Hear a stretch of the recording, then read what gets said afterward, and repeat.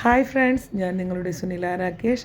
ഇന്നത്തെ വീഡിയോ എന്താണെന്ന് വെച്ചാൽ ഒരു ചെറിയ ഗിഫ്റ്റ് ഓപ്പണിംഗ് ആണ്. ഗിഫ്റ്റ് എന്ന് വെച്ചിട്ടുണ്ടെങ്കിൽ കിട്ടിയിട്ട് ഒരു മാസം ആവാറായി. എൻ്റെ ബ്രദർ നാട്ടിൽ വന്നപ്പോൾ എനിക്കുള്ള സാധനങ്ങൾ പാക്ക് ചെയ്ത് കൊറിയർ ചെയ്തതാണ് കേട്ടോ. അപ്പം എക്സാമും കാര്യങ്ങളൊക്കെ കാരണം ട്യൂഷൻ മൂന്ന് മണിക്കൂർ, 3 മണിക്കൂർ വെച്ചിട്ട് 6 മണിക്കൂറായിരുന്നു ട്യൂഷൻ. അപ്പോൾ ഇന്നാണ് പിള്ളേരുടെയൊക്കെ പരീക്ഷ കഴിഞ്ഞ് വീണ്ടും സമയമൊക്കെ കുറഞ്ഞ് ഫ്രീ ആയത്. അപ്പോൾ കൊടുത്തയച്ച കൊറിയർ പൊട്ടിയൊക്കെ പോയിട്ടുണ്ടായിരുന്നു കേട്ടോ. ഇവിടെ ചീച്ചുവിന് ആരെങ്കിലും എന്തെങ്കിലുമൊക്കെ ഗിഫ്റ്റ് കൊടുത്തയച്ച് പൊട്ടിച്ച് നോക്കാനൊക്കെ ഭയങ്കര ഇൻട്രസ്റ്റാണ്. സാധനം വാങ്ങിച്ചവൻ വെച്ചിട്ടുണ്ടായിരുന്നു, പക്ഷേ പൊളിച്ചിട്ടുണ്ടായിരുന്നില്ല. അപ്പം ഞാൻ വന്നതിന് ശേഷമാണ് പൊളിച്ചത്. ഇത് കൊറിയർ ആരുടെ ഒരു വലിയ ഒരു ഇതാണ് കേട്ടോ. നമ്മൾ ഇത്ര കാശൊക്കെ ചിലവാക്കി കൊറിയർ ചെയ്യുമ്പോൾ മറ്റുള്ളവർക്ക് അത് സുരക്ഷയായിട്ട് എത്തിക്കണം എന്നുള്ള ഒരു ഇത് വേണ്ട. ഇത് കണ്ടില്ല, ആകെ പൊളിഞ്ഞ് നാശമായി. ഫ്ലൈറ്റിലാണ് വന്നതെന്ന് വെച്ചിട്ടുണ്ടെങ്കിൽ അങ്ങോട്ടും ലഗേജ് എടുത്തെറിഞ്ഞിട്ടാണ് വിചാരിക്കുന്നത്. ഫ്ലൈറ്റിലല്ലായിരുന്നു, സ്പ്രേ ഉണ്ടായിരുന്നു. അപ്പോൾ ഫ്ലൈറ്റിൽ അല്ലാവല്ല, അത് കാരണം ട്രെയിനിലാണ് വന്നത്. പക്ഷേ എന്നാലും ഇങ്ങനെയൊക്കെയായി, എന്താ ചെയ്യുക. പിന്നെ ഞാൻ അത് പറയാനല്ല മെയിനായിട്ട്, അതുകൊണ്ടൊരു ഇത് കംപ്ലൈൻറ്റ്. പക്ഷേ ഇതെന്താ വെച്ചിട്ടുണ്ടെങ്കിൽ ഒരു നൊസ്റ്റാൾജിയ ഫീലിംഗ് ആണ് എനിക്കിങ്ങനെ എന്തെങ്കിലുമൊക്കെ കിട്ടുമ്പോൾ. പണ്ടൊക്കെ അച്ഛൻ ദുബായിലായിരുന്നപ്പോൾ അച്ഛൻ വരുമ്പോൾ അങ്ങനെ പെട്ടി പൊട്ടിക്കുക, എല്ലാ ബന്ധുക്കളും വന്ന് എല്ലാവരുടെ മുന്നിൽ വെച്ച് എല്ലാവർക്കുള്ള സാധനങ്ങളൊക്കെ അങ്ങനെ എടുത്തു കൊടുക്കുക എന്നൊക്കെ പറയുന്നതൊക്കെ കാണുമ്പോൾ ഇതൊക്കെ അതിൻ്റെ ഓർമ്മ വരാട്ടാ.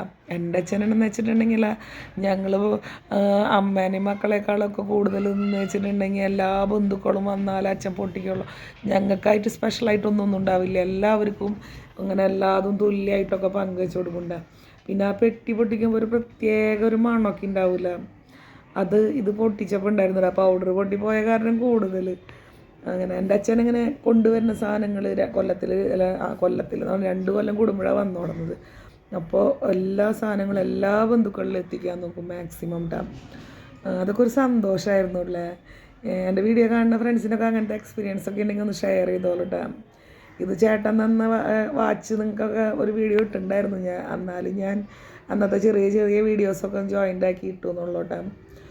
പിന്നെ എന്താ പറയുക, ഇതുപോലെ നമുക്ക് എന്തെങ്കിലുമൊക്കെ ഗിഫ്റ്റ് ആരെങ്കിലുമൊക്കെ അയക്കുമ്പോഴില്ലേ, ചെറുതാണോ വലുതാണോ എന്നൊന്നും ഇല്ല, പക്ഷെ എനിക്ക് കിട്ടുമ്പോൾ എന്താണെന്ന് വെച്ചിട്ടുണ്ടെങ്കിൽ അവർ നമ്മളെ ആലോചിക്കൂല എന്നുള്ളത്. എൻ്റെ ചേട്ടൻ ഇന്ന് വന്നാലും എനിക്കുള്ളത് ഇതുപോലെ കൊറിയർ ചെയ്യുന്നുണ്ട്. അപ്പോൾ നമ്മുടെ ആങ്ങളമാരിൽ നിന്ന് നമുക്ക് ഈ എന്തൊരു കുഞ്ഞു സാധനം കിട്ടിയാൽ നമുക്ക് ഭയങ്കര വലിയ അമൂല്യമായ നിധിയാണല്ലോ.